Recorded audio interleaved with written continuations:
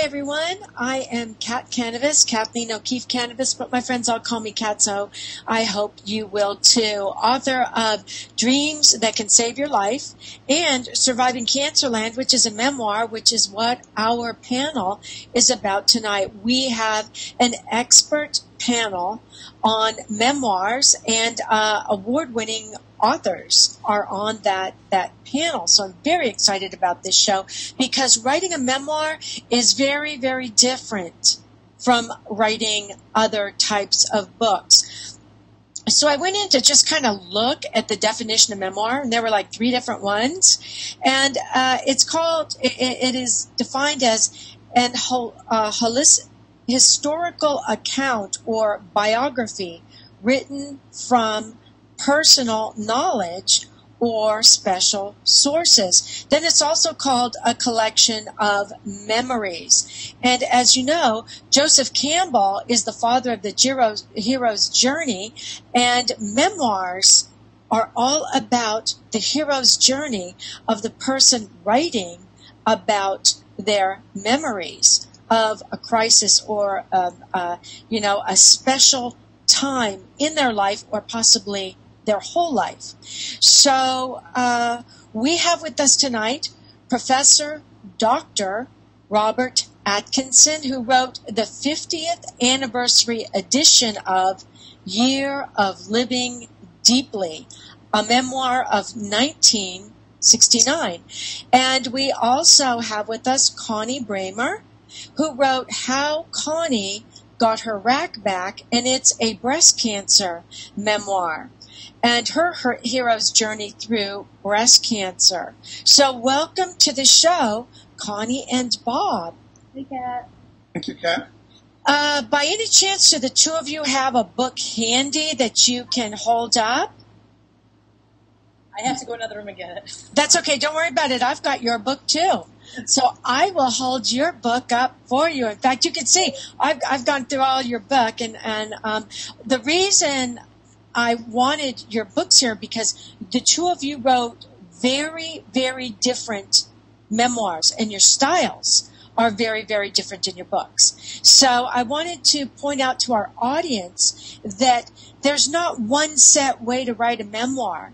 There are many different ways you can write your hero's journey, and it's one of the most sought after books as well, because everybody likes to be able to pick up a book and say, "Oh my goodness, I'm not alone.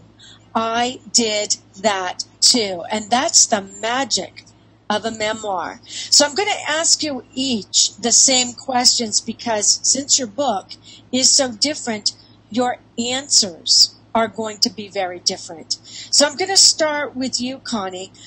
What did you find most challenging about writing your memoir? Probably filling in all the blanks, because what I used for my memoir is I went in and used my online journal for my cancer journey.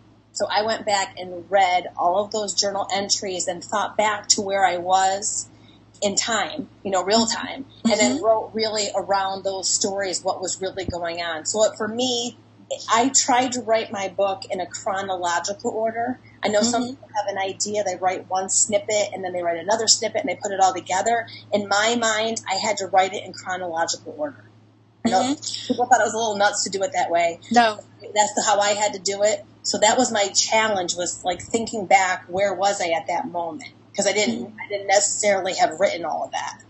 So actually your journal helped you. You were able to organize your thoughts using your journal and knowing exactly. And I know this from myself, Connie. When you're going through chemotherapy gives you chemo brain. Exactly. You can't remember 5 minutes ago. Problem when I'm 10 years out. My poor husband, every time something was missing in the house, like the Windex spray bottle, he just went to the refrigerator. There it was. I never remember what I did with anything. So this right here is Connie's book, How Connie Got Her Rack Back. I'm trying to get all the it's a very shiny cover. You see a bra there. And so, for instance, in Connie's book, she's got Friday, February 20th, 2009, 5 p.m., so you know exactly when it is. My white blood cell count has improved. And she's got 2 exclamation points after it. I know.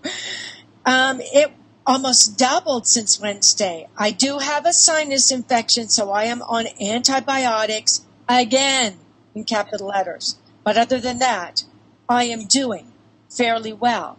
So she's writing this in first-person narrative, nonfiction, but she's writing it in diary form. So, you know, your challenge was, and part of it might have been from you know, the chemo brain also, organizing those thoughts. You wrote yours from a journal. Now, Bob, I know that your book, do you have your book with you? I don't have it with me. I'm sorry.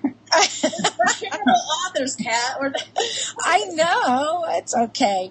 Bob, I do have, this is kind of what Bob's book cover. Yeah. That's what it looks like.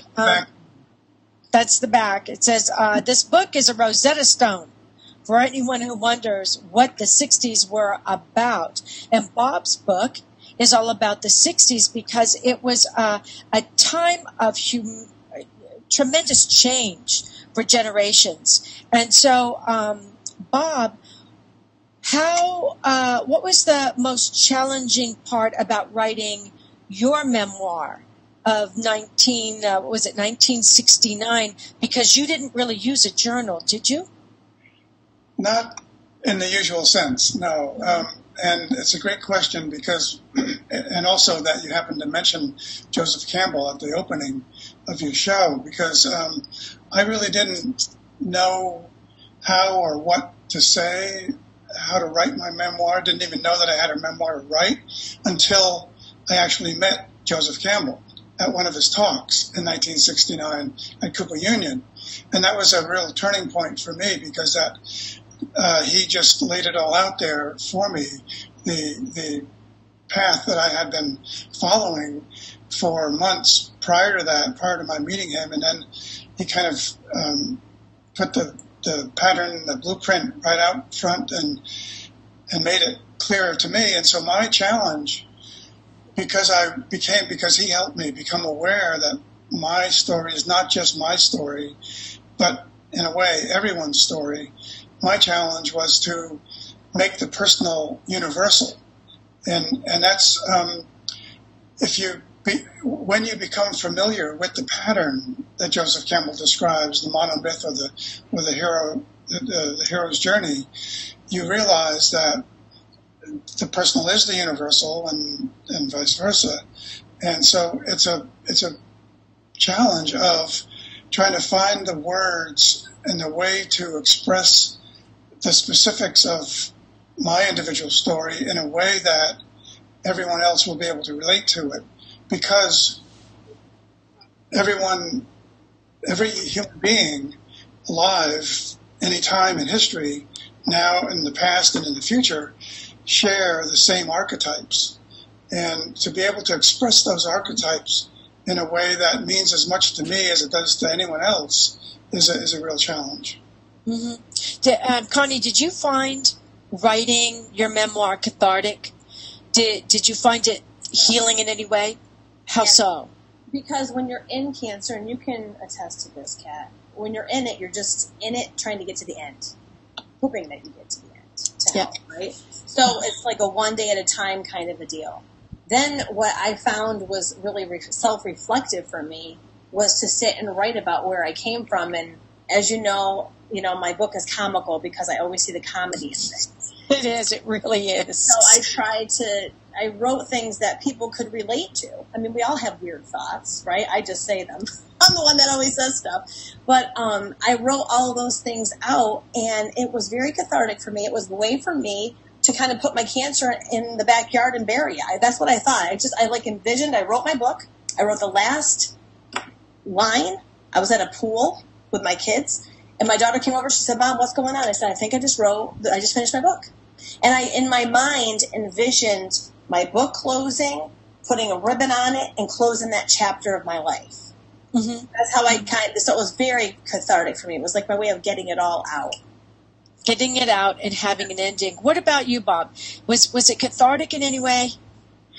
It was, but in a different way than Connie just expressed for me, because for me it was a long process, actually many years of writing it, rewriting it, and also in many different formats, from verse to prose to third person back to first person.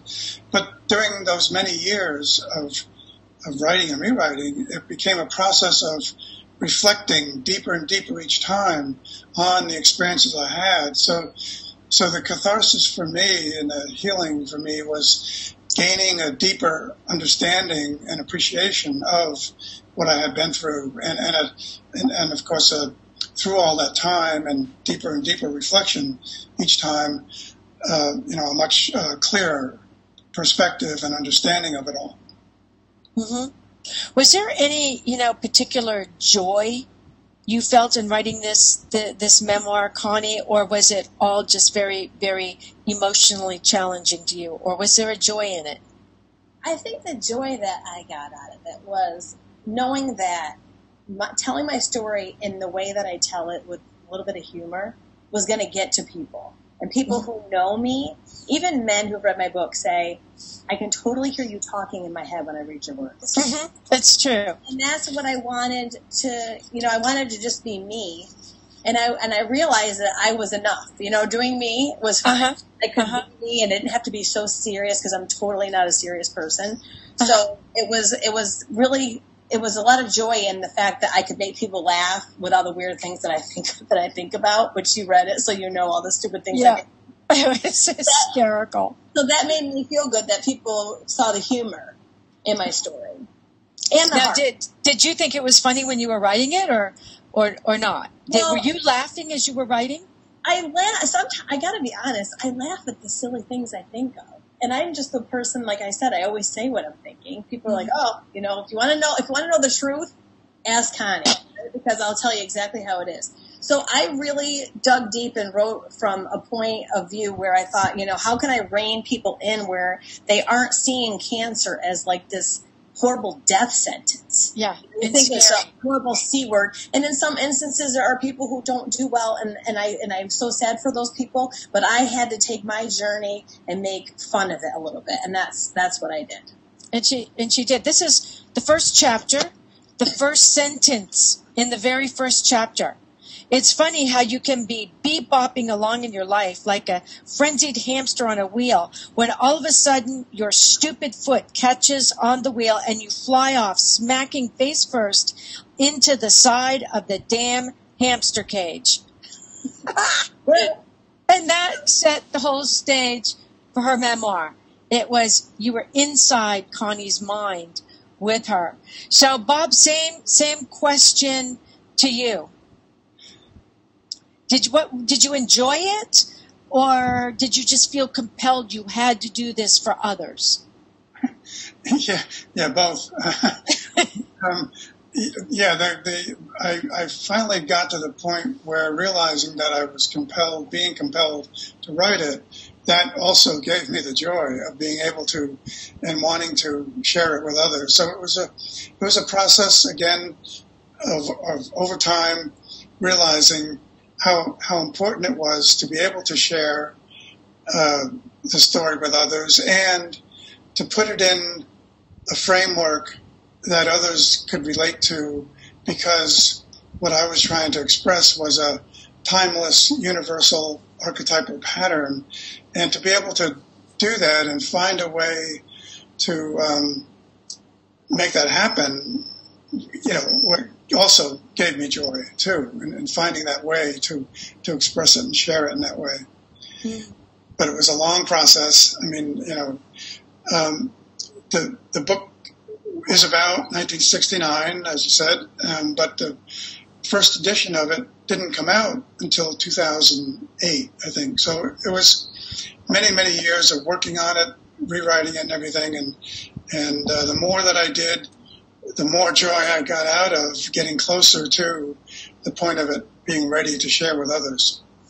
And so where Connie's memoir was about an illness and coming through that illness, going on her hero's journey with her and coming out the other end of that dark tunnel, your memoir was about the experiences you had in the year of 1969, such as the Hudson River sloop Clearwater. You were on that, and running into Joseph Campbell, and also speaking with Arlo Guthrie and being at Woodstock. So your book focused on really important events in the world at that time.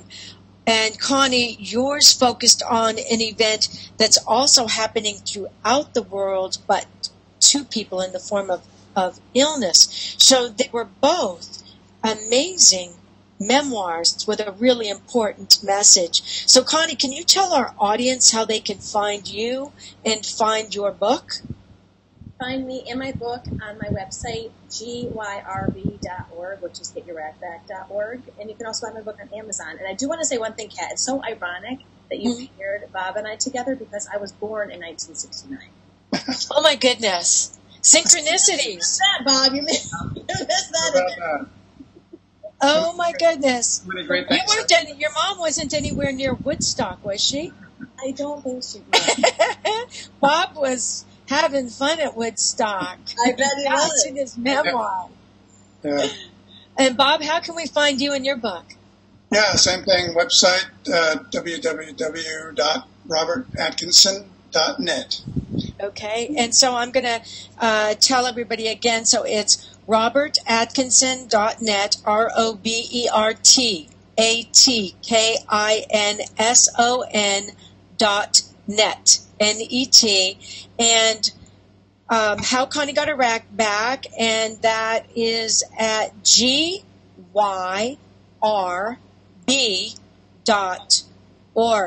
So for our audience, if you're considering writing a memoir about your hero's journey, whatever it is, and you're not sure how you would like to format it, get each of these books and see how they did it, because they did a fabulous, fabulous job. And that is part of the challenge of writing a memoir, deciding what type you're going to do. If I can just add one quick thing, if people are interested in writing their personal myth, I have a free download on my website that people can go to and download a guide to personal myth making that'll help get the whole pattern in perspective for anyone who wants to do that. I love that. Crystal myth making. Yes. No, okay. Personal myth making. Oh, personal. You kind of broke up there, and I'm like, crystal myth? Okay. We'll never forget that one. Personal myth making. Okay, personal. Everybody, that's personal. Yeah, not crystal. Okay. Well, I want to thank you both for being on the show with us tonight. And for all of you watching, I want to give a big shout out and thank you to our producer, Rachel. And this show is going to be on Patheos, P-A-T-H-E-O-S, as a professional blog, and on Biz Catalyst 360. Just look for Kat Kanavos as the writer, and you can read more about this because obviously the articles can be a little bit longer. And at the bottom of the article will be this video podcast again with all the information for the authors. So thank you again, Connie and Bob, for being with us and sharing your ideas and tips on becoming a memoir writer.